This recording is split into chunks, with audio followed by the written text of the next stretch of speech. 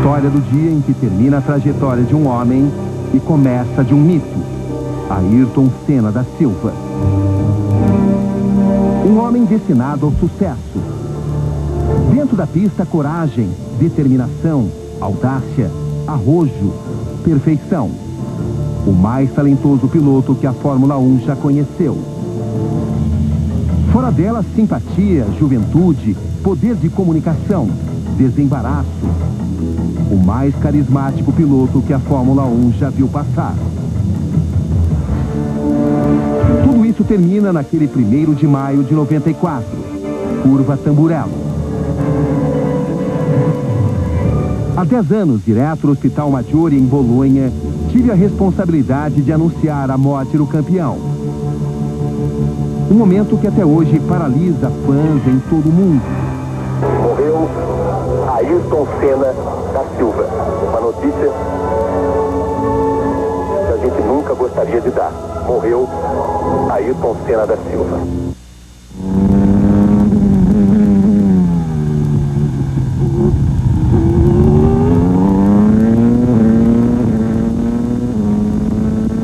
O processo da Procuradoria de Bolonha, que investiga a morte de Ayrton Senna, acaba de ser reaberto. Um processo de 500 páginas que descreve uma história que jamais deveria ter acontecido. Também fazem parte do processo imagens inquietantes, que ajudam a explicar causas e também tentativas de manipulação. Durante 6 meses depois da morte de Ayrton Senna, a Fórmula 1 negou a existência de outras imagens do acidente, que não fossem essas. Somente depois de uma investigação pessoal, constatei que havia também as imagens de dentro do carro do próprio Ayrton. A fita, cuja existência, enfim, foi admitida pelo diretor da FOCA, Bernie Eccleston, é hoje parte do processo na Itália. São 4 minutos e 36 segundos. Imagens contínuas. Nos primeiros 2 minutos e 39 segundos, a corrida está sob bandeira amarela, com o carro madrinha na frente. Senna cruza Tamburello em ritmo lento. Ainda em baixa velocidade, passa pelo local onde tudo terminaria uma volta depois. Ele dança na pista, tenta aquecer os pneus. E enfim, o carro madrinha sai de cena. A corrida recomeça. Os últimos metros, os últimos segundos de vida de um campeão. Schumacher está atrás, bem no retrovisor, fazendo de tudo para ultrapassar. A curva rivaça. A variante baixa. A entrada dos boxes. Senna se aproxima a 300 km por hora na reta dos boxes. Está chegando a Tamburello, agora a 216 km por hora. Frações de segundo antes do impacto contra o muro, a imagem simplesmente desaparece.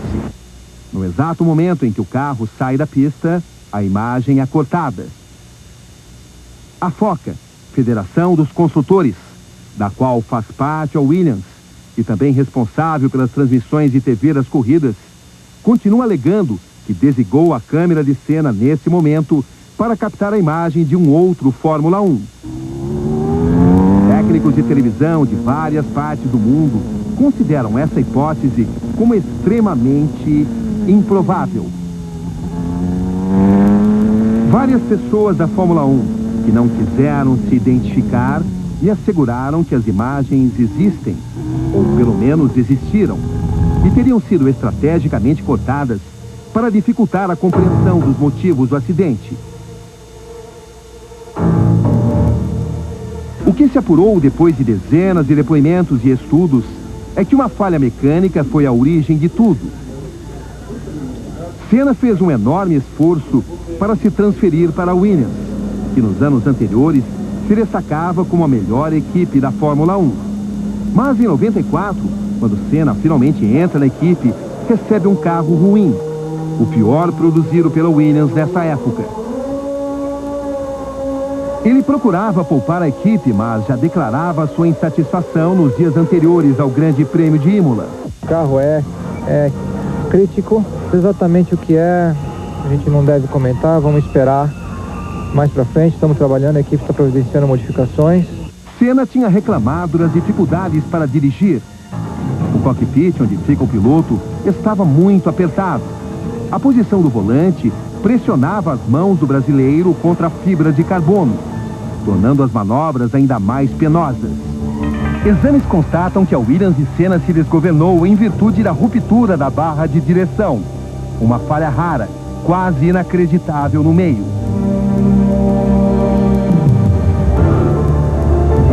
Para tentar dar mais conforto ao piloto, a Williams decide fazer uma emenda para levantar a posição do volante. Substitui uma peça de 25 milímetros por uma de 18 milímetros.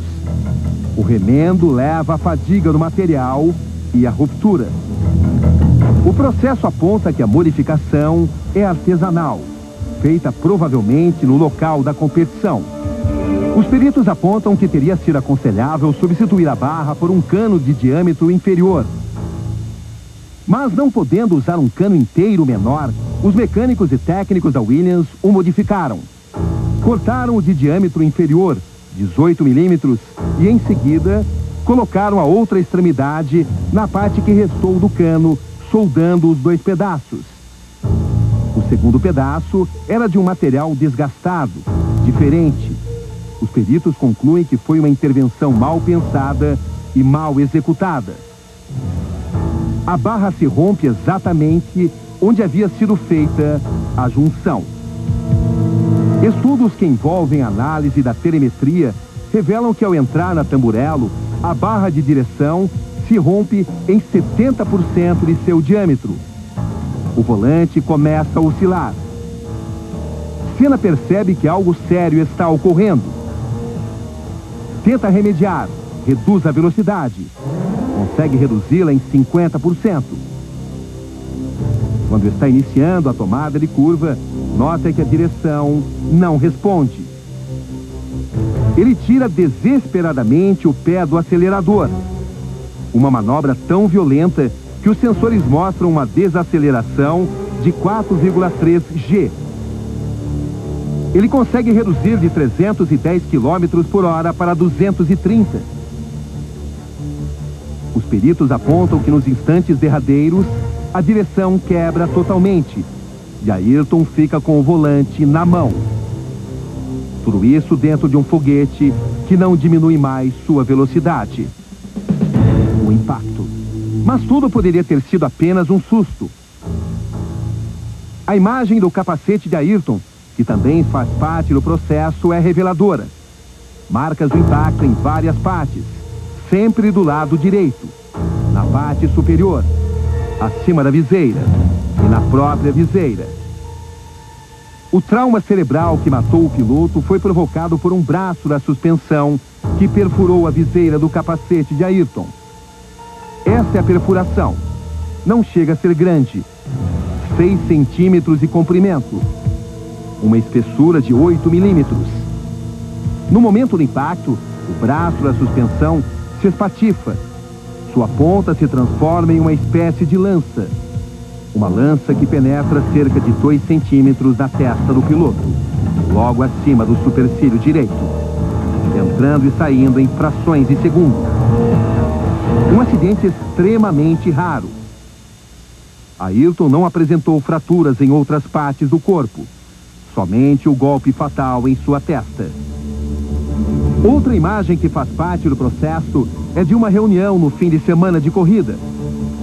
A Williams e a Goodyear, fornecedora de pneus. Ayrton, Frank Williams, o dono da equipe, discutem acirradamente com os técnicos da Goodyear. Ayrton está tenso, reclama muito. Mas a frase que mais chama a atenção é a de Frank Williams. Ele fala energicamente com um técnico da Goodyear. Faça o que Ayrton quer, porque se ele tiver um acidente, você estará em um grande problema.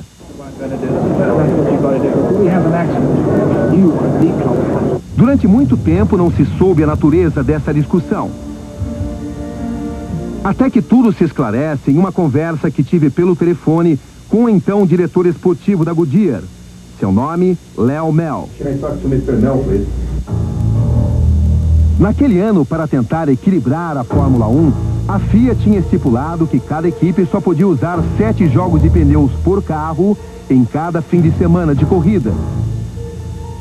Com o carro da Williams desequilibrado, esse número era impraticável para Senna, e a pressão de Frank Williams era no sentido de conseguir mais pneus, o que acabou acontecendo, sugeriu Léo Mel na conversa comigo.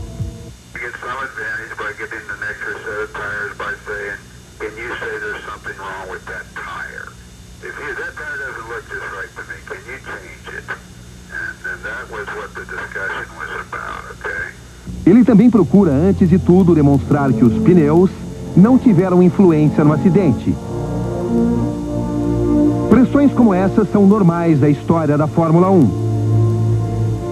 Ayrton Senna da Silva morreu vitimado por um acidente raro, causado por modificações singulares em seu carro, na curva errada, com consequências inusitadas para o braço da suspensão de sua Williams. Ayrton morreu principalmente pela bravura de tentar levar um carro sem condições à vitória. Morreu porque nenhum outro piloto ousou tanto, chegou tão próximo aos limites impostos por uma máquina quanto ele. Ayrton morreu fazendo o que gostava, desafiando o tempo e o espaço.